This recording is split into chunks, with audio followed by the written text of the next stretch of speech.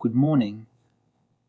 My name is Anthony McGrath, and welcome to V for Vegan. This is a podcast designed for those who are interested in saving themselves and the planet. In this fourth section, we will speak about my story and we will talk turkey. Once again, I encourage you to buy the accompanying book, 14-Day Vegan, available on Amazon. Please read and review. Subscribe and consider becoming a patron of this podcast. The importance of your support at this time is paramount. Be the change. My practice is that of a lived experience of recovery from a serious autoimmune condition, a rare poison from which less than 5% of people ever recover. 6 years ago, I was in a wheelchair with little prospect of ever walking again. I was diagnosed incorrectly as being a type 1 diabetic. Today I walk 2 miles a day, swim, and enjoy life. The protocols within the book have been developed by me to ensure that I continue to live a long and beautiful life of purpose.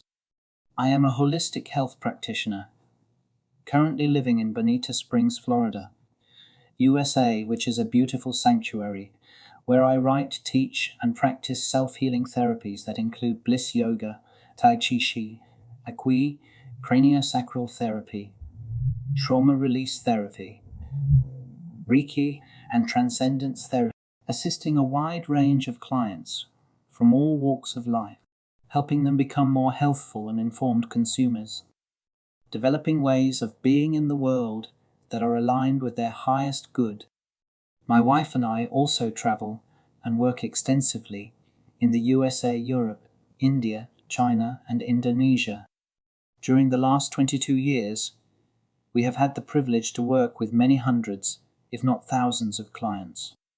Conditions from cancer, tumors of the liver, breast, brain, kidneys, stomach, lungs, bladder, and blood, as well as angina, arteriosclerosis, pediatric autoimmune disorder associated with streptococcus, POTS, other autoimmune varietals, as well as depression, anxiety, and a wide variety of other issues.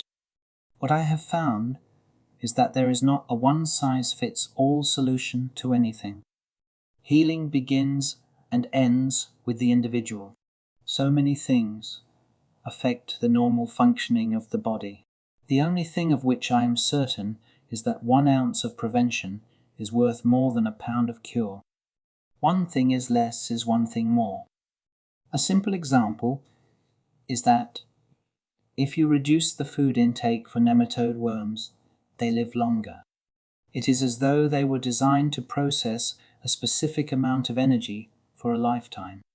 Another example is that life expectancy can be measured and estimated by the number of times a heart beats. Roughly 3 billion beats in any given species. We have found that there are at least 4 dimensions or aspects to any condition: the physical presentation, symptoms and effects on the body; the emotional presentation, how we feel about the condition and how it makes us feel; the neurological presentation, in other words, our interpretation and coping mechanisms of what is happening; the spiritual presentation, the deeper aspects of our relationship with the universal truth. Each aspect of each of these has many intersecting vectors. I am fond of saying that it is a little like solving a Rubik's Cube puzzle. But life is not a puzzle to be solved. It is to be lived experience. Overwhelmingly, what you eat is the one factor that you can change that has the most pronounced effect on health. I can testify to this. We are taught that a diet of 2,000 to 3,000 calories is optimum for a person's daily intake. This is one of the main reasons that obesity is rampant. Obesity affects 20% of children and 42% of adults, putting them at risk of chronic diseases such as type 2 diabetes, heart disease, and some cancers. Over 25% of young people, 17 to 24, are too heavy to join the US military. Obesity costs the US healthcare system nearly $173 billion a year. Because our bodies are systemically not designed to process this amount of food, it also leads to cancer, diabetes, and Alzheimer's or dementia. And we are not even approaching the topic of the quality of the food yet. Everybody states that the biggest animals on the planet are vegan, creating the myth that if you eat only veggies, then you will become elephant. Not so. Our digestive tract is nothing like elephants. We are frugivores. We should be getting 97% of our intake from fruit and veggies. The reason for me to mention this is that we are approaching the holidays, the season when everybody overeats. 2/3 of the candy eaten in a year is consumed between November and January. One of the advantages of a vegan lifestyle is that veggies are low in calories. It is almost impossible, unless you are a sumo wrestler, to eat enough to gain significant amounts of weight. My next personal gripe is that we spend too much time trying to emulate dishes to make perfectly edible and tasty vegetables taste like Western food. Do not eat tofurkey. Honor the vegetables by eating them raw or cooking them kindly to bring out their full flavor. Let's talk turkey. Thanksgiving is just around the corner, and Americans are already preparing for elaborate dinners with family and friends. Americans love Thanksgiving and show it by piling plates high with turkey, stuffing, sweet potatoes, pumpkin pie, and other holiday staples. There's a reason why it's most Americans' second favorite holiday, according to the Harris poll, trailing only Christmas. Around 46 million turkeys are eaten around Thanksgiving, according to the US Poultry and Egg Association. That's around as many turkeys as the entire population of Spain. American ate approximately 219 million turkeys in 2011, according to the association, so those 46 million turkeys represent around a fifth of all turkeys eaten for the entire year. The average commercial turkey sold in grocery stores weighs just over 30 pounds, according to the Wall Street Journal. That means Americans are eating nearly 1.4 billion pounds of turkey during the holiday. Life is very different for turkeys raised on factory farms. They can't engage in natural behaviors. Their lives are short and painful. Male turkeys live just over 130 days and are bred to grow at an accelerated pace, causing muscular, skeletal, and other health problems. Turkeys deserve better. Americans consume between 2,500 and 4,500 calories at the Thanksgiving table. That's the equivalent of eating between 4 and 8 Big Macs in a single sitting. While no one literally eats their weight in food on Thanksgiving, many do end up satisfying their entire daily caloric intake from cocktail hour through dessert on holidays. The New York Times calculated that most people consumed around 2,500 calories for their Thanksgiving meal, while the Calorie Control Council put the number much higher, at 4,500 calories. For comparison, adult women should eat between 1,600 and 2,400 calories daily according to the USDA's dietary guideline. Men should consume between 2,000 and 3,000. These numbers are inflated because, funnily enough, the food industry wants you to eat more and more and more. They do it by inventing or creating so-called traditions. Campbell's makes 40% of its total sales of cream of mushroom soup for the year leading up to Thanksgiving, and much of it goes into green bean casserole. It contains water, mushrooms, vegetable oil, corn, canola, and slash or soybean, modified cornstarch, wheat flour, salt, cream, whey, soy protein concentrate, monosodium glutamate, yeast extract, dried garlic, natural flavoring. Supercharging sales of a staple canned good is simple if you can engineer an iconic side dish for one of America's major holidays. The original green bean casserole recipe was designed by Dorcas Reilly in Campbell's Test Kitchen in Camden, New Jersey in 1955, according to Smithsonian Magazine. Its 6 simple ingredients and quick preparation, it can be assembled in just 25 minutes, made it an instant classic. The dish drives a whopping 40% of the company's cream of mushroom soup sales for the entire year, according to the magazine. Today, around 20 million Americans serve green bean casserole as a holiday side dish each year, according to the Washington Post. It's also the signature holiday dish of the Midwest. Americans consume 80 million pounds of cranberries during Thanksgiving, including 5,062,500 gallons of jellied cranberry, enough to fill nearly 8 Olympic-sized swimming pools. Cranberry sauce might not be everybody's favorite side, but Americans still consume 80 million pounds of the fruit during the Thanksgiving holiday, according to the Agricultural Marketing Resource Center. Much of that is in jellied form, with Thanksgiving feasters purchasing over 5 million gallons worth of jellied cranberry sauce. Native Americans use cranberries in a variety of foods, the most popular being pemmican, a high-protein combination of crushed cranberries, dried deer meat, and melted fat. They also used it as a medicine to treat arrow wounds and as a dye for rugs and blankets. Shoppers purchase nearly 214 million pounds of potatoes and 50 million pounds of sweet potatoes from U.S. supermarkets in the weeks before Thanksgiving, according to the National Grocers Association. For comparison, 214 million pounds is slightly heavier than the Nimitz-class aircraft carrier, which clocks in at around 204 million pounds. That 214 million also doesn't include the 3 million pounds of prepared mashed potatoes purchased during this time. People purchase nearly 19 million ready-made pies ahead of the holiday. Pumpkin pie is the preferred pie on the Thanksgiving table by far.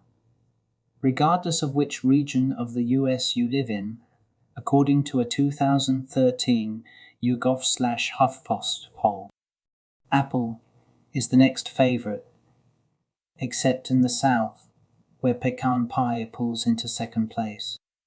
All told, the National Grocers Association says that family and friends alike purchase 18.9 million pies. This is a lot of pie and sugar. Add up the cream custard and other toppings, and it is immense. The marketing then tries to convince us that we will not gain additional weight. According to the CDC, obesity is a common, serious, and costly disease. Obesity is a medical condition characterized by an excess accumulation of body fat to the point where it can have negative effects on a person's health. It is typically measured using the body mass index, BMI, with a BMI of 30 or higher considered obese. Obesity is associated with various health risks and can lead to a range of medical problems, including heart disease, diabetes, and joint issues. Body mass index, BMI, is a numerical value calculated from a person's weight and height. It is a widely used measure to assess whether an individual has a healthy body weight or is underweight, overweight, or obese. The formula to calculate BMI is BMI equals weight in kilograms/height in meters 2. The result is typically expressed as a single number, and various ranges are used to categorize BMI values into different weight categories, such as underweight, normal weight, overweight, and obese. Another way to look at it, perhaps more accurately, is the increase in the average weight. In 1970, the average weight of an adult man was 172 pounds. Now, the average weight of an adult man is 196 pounds. Women have grown from 144 pounds to 166 pounds. Remember that these are averages, and that to move the average requires a significant expansion of the overall total. We have normalized weight gain in our minds. It has become okay. The truth about such weight gain is that most of it is the retention of excess fluids that the body lays down in response to the inflammatory processes driven by a diet rich in animal protein and additives placed in the food. The US obesity prevalence was 41.9% in 2017. The USA does not lead the world in terms of the number of overweight people. It is only 14th in the world, being overtaken substantially by places in the Pacific, such as the Cook Islands and the Marshall Islands, where the percentage of obese people reaches 60% of the population, mainly because they eat large quantities of pork, whilst the populations have always been bulky because they were economically poor. Large multinational food producers began dumping beaks and butts onto the islands. The so-called Parson's nose, which is the butt part of the turkey not served in the USA. 75% of the calories come from fats, is an example. Despite the common wisdom and myth that people gain an average of 5 pounds from Thanksgiving, the truth of the holiday is that the immediate weight gain is small. Even though more than 85% of study subjects made no efforts to control their weight, large weight gains over the winter holiday season were not the norm, the authors of the study wrote, meaning that we are not bears. We do not have a hibernation flex metabolism. Rapid weight gain or loss can kill us. People do gain weight during the holidays, but only about 0.8 of a pound, according to a 2015 study in the New England Journal of Medicine. However, longer-term conditioning does lead to tremendous weight gain, but this might be the most mind-blowing fact of them all. A turkey is pardoned each year by the president. John F. Kennedy then started a trend by publicly sparing a turkey given to the White House. He decided after receiving a bird on November 19 that it shouldn't stay as dinner.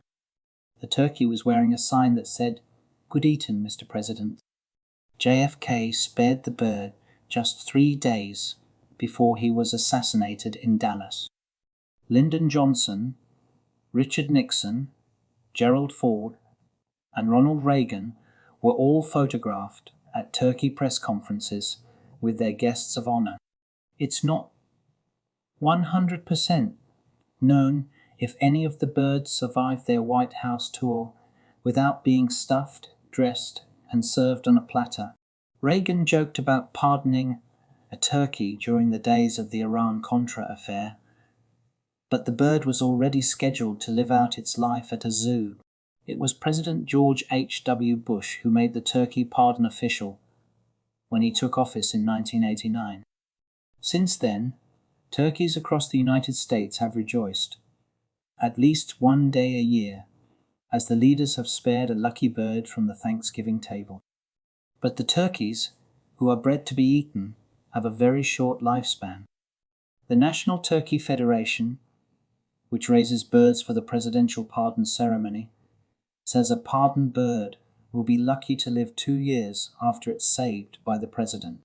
Crazily, in 1621, those pilgrims did hold a 3-day feast, which was attended by members of the Wampanoag tribe.